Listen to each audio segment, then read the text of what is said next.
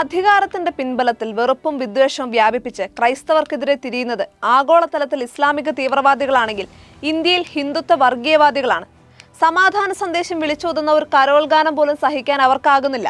സ്നേഹ സമ്മാനങ്ങളുടെയും മധുരത്തിന്റെയും പങ്കുവയ്ക്കൽ അവർക്ക് കയ്പാണ്. ക്രിസ്മസിന് അവധികൾ നിരോധിച്ച് കുട്ടികളെ പോലും വെറുപ്പിന്റെ ഇരകളാക്കുന്ന BJP നേതാക്കൾ മതേതര ഇന്ത്യക്ക് നൽകുന്ന സന്ദേശം വായിക്കാൻ രാജ്യം വൈകിക്കഴിഞ്ഞു.